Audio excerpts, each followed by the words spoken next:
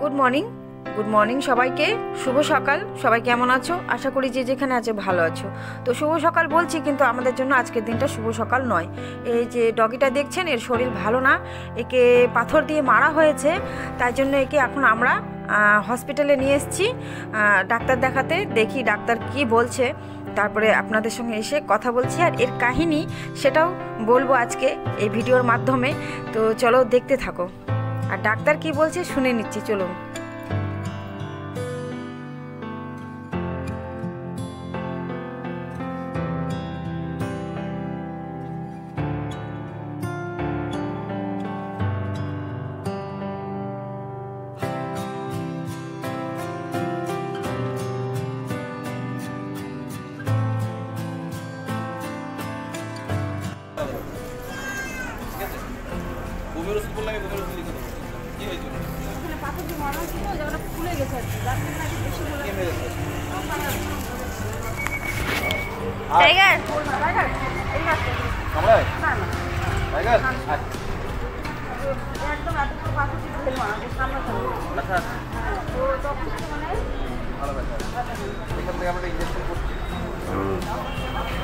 আর ওষুধ দিচ্ছি আপনি, ঠিক আছে? ওষুধ আপনাকে বাইরে থেকে পাওয়া যায়।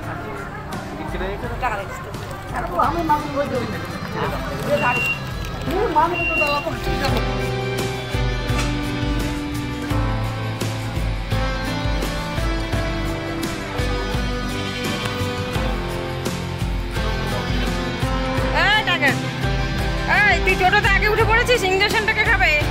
চল, ইঞ্জেকশনের নাম শুনে টোটোতে উঠে উঠছে। এই জায়গাটা যে ফুলছে, এটার ওষুধ খেতে হবে। চল। দেখলেন তো ডাক্তার কি বলল?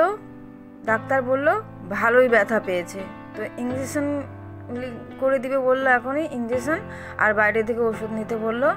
তো দেখো, ডাক্তারটা যখনই ওর সামনে এসেছে, তো কেমন করে বোঝাতে চাচ্ছে যে ডাক্তারবাবু আমাকে দেখুন, আমি কামড়াবো না, টাচ করে হাতে। তো সত্যি এদের মধ্যেও মানে কি বলবো, পশুদের মধ্যেও সব বোধ জ্ঞান আছে, কিন্তু মানুষের মধ্যে একদম বোধ জ্ঞান নাই। হ্যাঁ, অবলা প্রাণীকে কি করে আঘাত করে পাথর দিয়ে, মানে ঘেউ করলেই আঘাত করতে হবে, তাই না? কিন্তু কথা বলা যাবে না। ভালোভাবে কথা বলে দেখুক তো, একটা ডগিকে খাইয়ে দেখুক তো কোনোদিনও ঘেউ করে নাকি আক্রমণ করে। সব ডগই সমান হয় না। এটা 6 বছর হয়ে গেছে আমার বাড়ির সামনে বসে থাকে, আর আমি খাবার দিই, আমি যত্ন করি। একে একজন পালার জন্য তার বাড়িতে নিয়ে এসেছিল, কিন্তু পালতে পারে নাই, তারপরে ছেড়ে দিয়েছে রাস্তায়। আর অন্য ডগিরা কামড়িয়ে এর একদম গলায় বিশাল বড় ঘা করে দিয়েছিল গলার মধ্যে। তখন আমার দেওর দেখে আমাদের বাড়িতে নিয়ে চলে আসে। ওর খুবই খারাপ লাগে, একে দেখে মায়া লাগে, ছোট ছিল তখন। তারপরে আমরা ডাক্তার দেখিয়ে একে সুস্থ করে আজকে 6 বছর হয়ে যাচ্ছে আমার এখানেই থাকে। আর দেখো, আমরা ওষুধের দোকানে চলে এসেছি ওষুধ নিতে। আমার মেয়ে ওষুধ নিচ্ছে, আর আমি একে নিয়ে টোটোতে বসে আছি।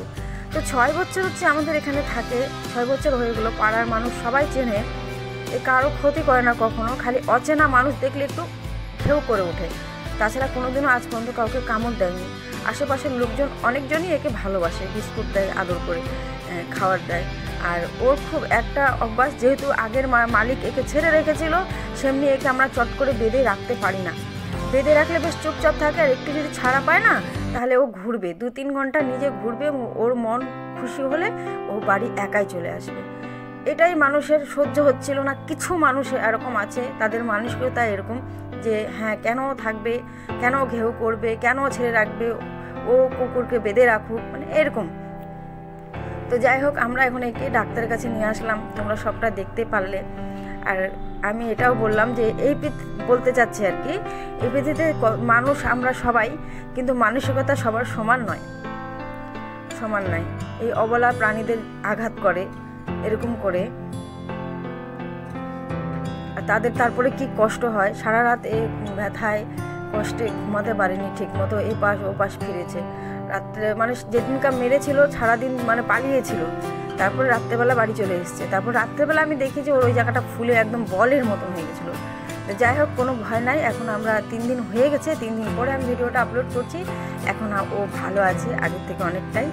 আর বেশ একটা তোমাদের সাথে একটা জিনিস শেয়ার করলাম, মানে আমার এই ডগিটার কাহিনী শেয়ার করলাম। তো চলো আজকের জন্য টাটা, সবাই ভালো থাকো, সুস্থ থাকো, আবার দেখা হবে। আর একটাই অনুরোধ রইল, এরকম পথ কুকুরকে বলুন আর জারি কুকুরকে বলুন এভাবে মানে মারবেন না, পাথর দিয়ে কথা বলে দেখবেন ফ্রেন্ডলি আপনাকে সুন্দরভাবে ওরা ব্যবহার করবে, কোনো রকম বাজে কামড় টামড় দেবে না। আজকের জন্য টাটা, সবাই ভালো থাকবেন, টাটা।